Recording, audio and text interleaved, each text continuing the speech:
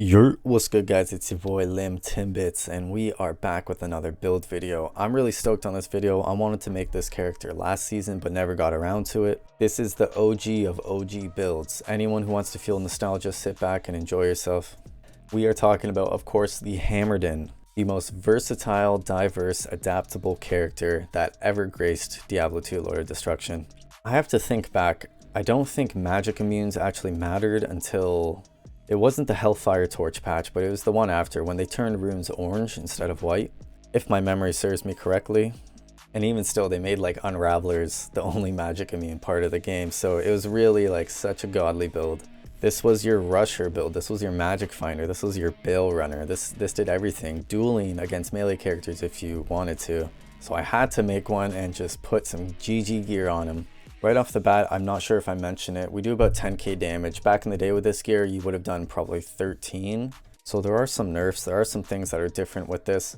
And any people that want to jump in the comments with some elitist nonsense saying how this character is trash and nerfed now, saying that their godly boson or fire trap sin with 200 high runes worth of gear can clear maps in 6 minutes, therefore Hammerdin suck now. I don't want to hear it. Alright, we're having a good time here, we're making builds. If you got something constructive to say, by all means. It's not a perfect character, and it's definitely not what it used to be. But we're having a good time here, so let me know what you guys think in the comments down below. As always, subscribe. We're almost on our way to 1,000 subs. Really want to hit that before June. And you guys have been absolutely incredible with that. So be sure to smash that like button and sub to the channel so this video makes its way onto every Diablo 2 player's homepage. And as always, guys, enjoy the video. Cheers.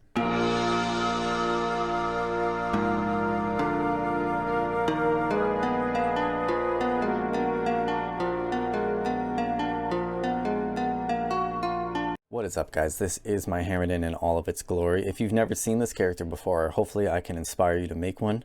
If you haven't made one in 15 years, hopefully I can inspire you to make another one. So we're going to go through the gear, the stats, the skills, the mercenary, and we'll do some gameplay. So let's just jump right into it, guys. So we're going to start with the skills. You want to max out Blessed Hammer. You are Hammerdin. This is your primary skill. This is your left click. It does magic damage, 150% damage to undead. So you will max that out. Every paladin has an offhand aura that increases their main skill. For hammer, it is concentration. So this increases your damage. For some reason, it doesn't increase any other magic abilities. So for example, I tested out on a necromancer. It doesn't increase curse necro damage. It doesn't increase poison and bone magic damage. I used it via a pride mercenary rune word weapon, which gives a concentration aura when on equip. And it didn't do anything. So for some strange reason, it increases Blessed Hammer's magic damage. And this also gives a nice party boost. It gives a ton of damage to all the melee characters. Moving back to Hammer, you will see that it has Blessed Aim and Vigor as its two synergies. So you will go and max out Blessed Aim, and you will max out Vigor. Vigor is fantastic. It gives passive 1% faster run walk per base level. So as you can see, I have passively 20% faster run walk. And when it is active, as it is now, I have a 47% increase as well. So altogether 67%. Next part is up for debate. I put 1 point into Holy Shield just because I like to block a little bit, and I absolutely hate paladins when they don't have Holy Shield. I just can't take it seriously. I can't unsee it. But if you want to go with some insane faster hit recovery, zero block build, then I totally understand that. I don't know how to achieve that personally, so we're going to stick with my build. But a Hammerdin is going to be way better when he's uninterrupted. When you have tons of block, you're going to get interrupted, so you're going to be attacking less and ultimately be doing less damage per second. I put 1 point into Joust as well. This is mandatory just for mobility to get over rivers, or, you know, if you're in a jungle map, just to get over bridges and stuff like that. Maybe you're in a cow map, you want to get over the fence. And a point into everything that is required for Joust and Holy Shield. So for the rest of my additional points, which you don't get many, I put them into Resist Lightning and Resist Fire. For those who don't know, for every 2 points you put into this, you get 1 additional max resistance for that elemental category. So as you see, I have 77 of each lightning and fire. Cold doesn't really matter to me, and poison doesn't matter because you're going to get super poisoned anyways, and there's nothing you can do about it besides antidote. So quick scenario. Say you have 60 fire res and you put points into this, it will not do anything because it only adds to max res. So you need to get to 75 res first before putting points into this, or else it won't do anything. Some other options, you can put 5 points into meditation if you want 1 extra mana per kill. You can put some points into, where is it? I just passed it. Salvation for some more elemental res. Say you're in a group game and you're the only paladin. Maybe it's better to have some more res for the whole party than it is to have concentration for, you know, 1 or 2 melee characters. But that is basically the skill, guys. There's pretty much no variation. Moving on to the gear now, there's a lot of best in slot items, a lot of items that are irreplaceable, but there is definitely room for improvement. But we have a Hodo with a pretty terrible 21 resist roll. I didn't need the res, so it doesn't really matter what it rolled.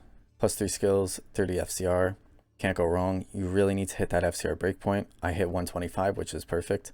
So 30 FCR is very vital. Moving on to Atmas, we have a +2 corrupt with 2 open socket from the puzzle box. This is as godly as it comes. Thankfully, I'm very fortunate. And again, 30 FCR, 30 FHR, so vital for those 2 breakpoints. 68 magic find because I threw in 2 perfect topazes, and 15% increased max mana, which I think Hodo has as well. So there's 30% mana right there. Pretty crazy. For the helm, we have a Shaco with a +1 skill corrupt. I threw a Shale Rune in there just because I want to hit that breakpoint. Life mana, some PDR, and 50 magic find. This is a pretty magic find heavy character, the way I've built it. So I really want to hit over 200, which we do. We hit 223. So very nice helmet there. For the amulet, we have a 2 paladin, 15 FCR, 11 strength, and some light res corrupt crafted ami. This is just so I hit that breakpoint. I could get a better one, but it does a job, right? Moving on, we have the highlight of the build, in my opinion, 10 FCR corrupt and 2 socket puzzle box. So I threw 2 perfect diamonds in there, 88 all res, 16 strength, 30 vitality. A lot of people like to say, you know, the strength would be better rather than vitality, but it's just going to help you hit that strength requirement even sooner for whatever gear you need it for. And then it's like, what else are you going to put your points in after? Vitality. So it doesn't really matter which is which, right? When it's vitality and strength, it doesn't matter because you're just going to put points into the other one naturally. So that's a very nice shield. Super stoked on it. Moving on, Tier Haunch. Pretty essential for any caster paladin build. Lots of bonus for vigor and defensive skills. Faster run walk, strength, dex, all res, and I have a very nice cannot be frozen corrupt on these. I didn't really want to use a Ravenfrost or have CVF on any other items, so it's always good to have it on your boots. We have a Nagel ring with 10 FCR, 39 one-off perfect magic find. I was using a 50, but I switched it out for the FCR because I wanted to hit that breakpoint, so that's very nice. Not much to say about that. Arachnid's Mesh, 14 FCR, nothing impressive. This was just standard so I could hit the breakpoint. And light res 14 corrupt, just your standard Arac. Stone of Jordan, not slammed. I will start slamming them. Last but not least, Mage Fist, 17 magic find corrupt. Nothing fancy there, 20 FCR, some mana, regen. Onto the charms, we have a pretty underwhelming Annihilus, 42, 10, 12, 6. Like I always say, an Annie's an Annie, and a torch is a torch. Unless you're going for perfect, it doesn't really matter to me. Which brings me on to my very terrible Paladin Torch. This I do want to upgrade because it's actually like embarrassingly bad. But 30 vitality, 13 res, it does the job, right? On to the GCs now. We have a bunch of Paladin combat skillers, some with FHR, some with faster run walk, some with life. We have a 29 Geeds, which I can definitely upgrade. Something in the 30s at least, that's kind of bad. And the small charms are all life, hit recovery, magic find. That's a nice charm. Yeah, basically things to hit breakpoints. For the CTA, we have a 6 bow. I kind of just, this is the only CTA I have. I kind of just swap it back and forth between characters. I can't be bothered to buy another one since, you know, X-Free is so easy nowadays. Just wait in a game for 2 minutes and you're good to go. And of course, a 2-skill lidless. On to the Mercenary now. We have a very standard caster Mercenary in my opinion. We have the Insight and a Thresher. He does 3,500 damage right now, which is, you know, that's pretty good. Gives you that meditation for that mana regen. Moving on, we have the Stone in the 13% Eth Superior Lacquered Plate. Tons and tons of defense. This helps for him tanking. Cannot complain there. 3,300 defense almost. We got G-Face, 2 open socket. I threw some P Topazes in. This is a great helmet for any melee character. Good for your Mercenary. For those who don't know, your Mercenary's magic find stacks with your magic find. So if he happens to kill anything, he's now got 48% more magic find. For the gloves, we have Laying of Hands with a minus 18% target defense corrupt. This is good for any melee character. 145% damage to demons. Fire res, increased attack speed. For the belt, we have a Wilhelm's Pride. this is crap. I just found it and put it on. Gives a nice little 35 life set bonus with Guillaume's face and some life leech. Last but not least, we got Goblin's Oath, Cannot Be Frozen. These are definitely very nice. 25% crushing blow and 23 ED, so right in the middle. I would like to upgrade him to kind of more of a tankier build, so probably Vamp Gaze, Drax, String of Ears, maybe a Fortitude, maybe Leviathan for some PDR. You know how it is. He actually doesn't die ever, so I don't really need to do that. I definitely will give him a String of Ears though, just for more life leech. So for my character stats, I have just enough strength to use all my gear. I got this amulet after, you know, that's 11 strength I could respec and put into vitality. Nothing into dex. We get a bit of dex from Atmas and Hodo. And like I said, you don't want max block because that interrupts your casting. So I still remain pretty tanky, and everything else into vitality. You don't ever need to put energy into any character minus maybe an energy shield Sork. So everything else in vitality got over 500. We have 1900 life and 500 mana, which is pretty ridiculous without bow. Like I stated before, we got max fire and lightning res, and I'm probably just gonna go buy the next Hodo I see, so those aren't white and 74 because that's just kind of bugging me. I didn't even realize. And last but not least, for the character stats, we have the in-depth detailed stats, if you will. We have 129 cast rate, which helps us hit that very last FCR breakpoint, which is very helpful for Hammerdins, Holy Bolters. It turns out, like I said, with the Arachnid, I could actually lose 4% FCR and still be fine. So I may do something like that, maybe get an Arachnid with a better Corrupt. You hit the 5th FHR breakpoint, which I find very, very important. After that, it starts getting ridiculous. I think 4680 might be a little bit out of reach for FHR. But I find that 86 breakpoint really helpful. So when you get hit while you're casting and you don't block, you'll just recover right away and just keep casting as fast as you can. So that's really good for clear speed. 223 magic find, 106 gold find for when we're doing Travinkle and gold finding. And that's pretty much the character, guys. Let's do some gameplay footage now, guys. We're gonna do Travinkle, give herself a quick bow. Holy shield. So the other thing to mention, I do use the scroll wheel. As you can see, one hand, scrolly scroll. Pretty cool, right? Anyways, I know it's weird. I'm gonna do a video on it, but I bring this up because it affects the way I play the Hammerdin. So when we're in a map, we're running around, we're doing whatever. I got Vigor on 99% of the time. When I see a group, say a group is up here, I will run towards them. While I am running, I switch to Joust on the scroll wheel. As you can see, switch to Joust. This doesn't delay my time at all, because I know a lot of people are like, oh, the scroll wheel, you know, you have to stop and scroll. I've mastered the scroll wheel. No, but seriously, so run, switch to Joust, Joust on them, won't work, there's no one here, you have to Joust onto an enemy, and then switch right to concentration, and just hammer away. So it'll be like run, concentration. So let's just go test this out on the council members, not you. Okay, so running around, Joust, and switch to cons and hammers. Good to go. Get torque there. A little rejuve. Does super high damage, as you can see there. Now, Joust does have, not now, I'm filming. So Joust does have a cooldown, unfortunately. That's why a lot of people don't like it, but you know, you don't have it on Enigma, so you gotta use what you can. Tons of damage, as you can see. One-shotting, two-shotting maybe.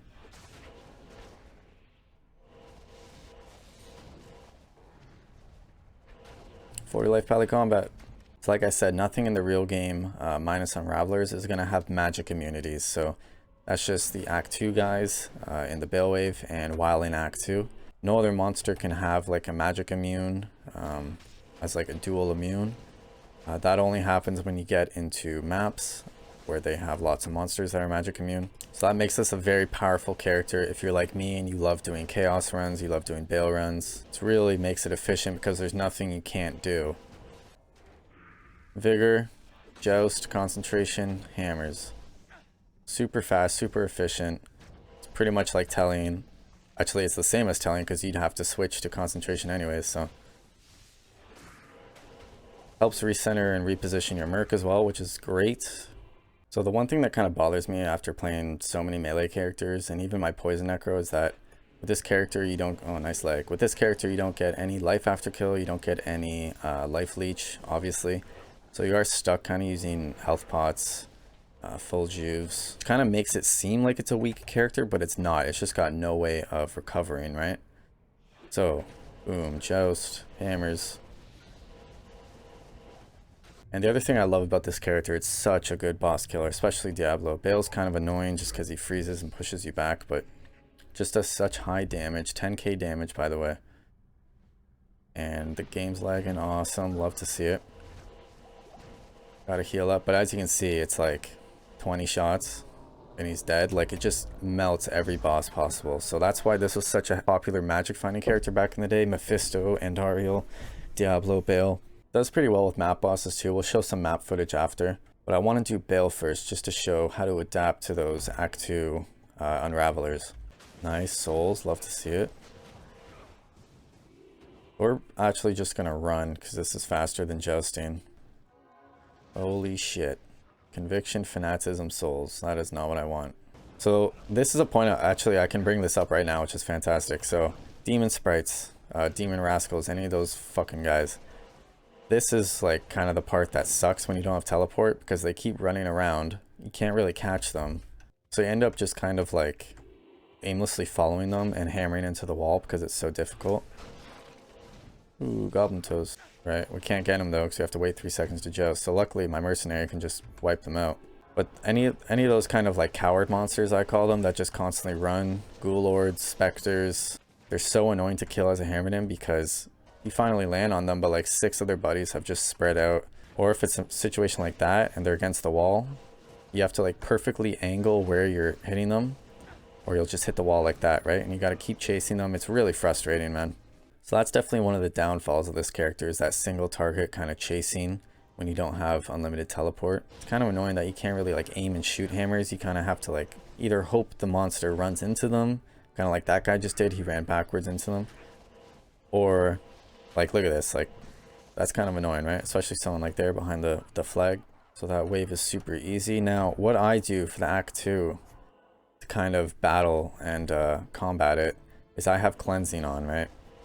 So cleansing reduces curse duration and poison duration, as well as poison damage.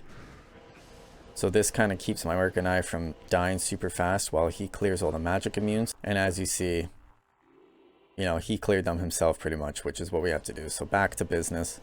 You can always flip on cleansing, gets rid of the curses, which is super helpful in places like Chaos and Throne of Destruction, where there's either Bale doing this like an asshole or Oblivion Knights. And back to cons. Just so quick. So as you can see, everything gets that full 3 rotation around you. Kind of creates this ring where they have to run through and getting hit with 10k damage every time. Bale kill's super annoying because Bale just freezes and, you know, pushes you back. So let's see if we can showcase why I dislike Joust. Joust on him. And we're using hammers and they're not hitting him. So it's actually better half the time to reposition yourself or just not even joust at all if it's a single target like this. As you can see, I'm doing tremendous damage without jousting on him. So I kind of joust and then reposition because it actually ends up being better. Big money and nothing at all. Big surprise. So let's do some map footage now. Now we have a Torsion jungle here. I haven't corrupted it or even rolled it just because I can't be bothered. We're just doing this for the video. Pretty much every map is good for magic. There are ones like River of Blood if there's grotesques. I don't think Horizon's Memory is a good map either, but it clears pretty easily, and like overall he's pretty tanky. We got a boss here, no problem at all. Like I said, kind of annoying. You have to use health pots and mana pots sometimes, but what else are you gonna do when you have no other kind of recoup? I think Torsion jungles are actually my favorite. Plus they have Trav Council members, which drop tons of gold if you guys ever want to get gold.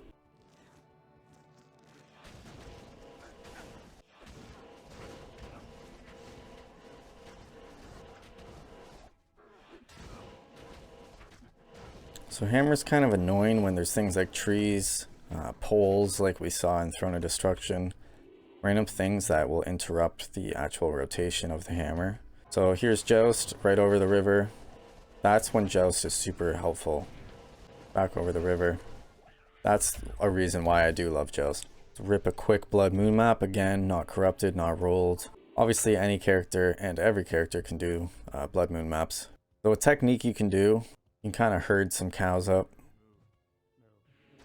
And you can kind of like cast a couple and have them chase you and run into it. If you really don't want to get hit, maybe you're a weaker build and you're just starting off with this build or something, kind of bait them into you. And since we have such high cast rate, you can really fire off a lot of hammers by the time they reach you. I mean, you'll really notice the difference when you don't hit these FCR breakpoints. So as you can see, quite a lot here. Telestomp them.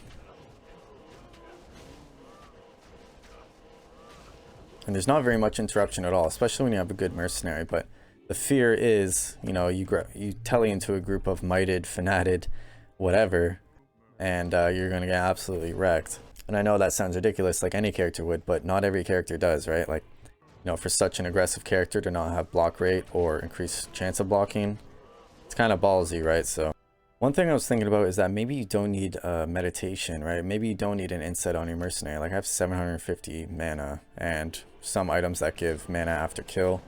You could maybe go with a Doom so you could telestomp packs way better and more efficient with less, you know, chance of dying. So we're going to go for this Cow Queen here. As you can see, with my mercenary's help, it's quite fast for a solo player.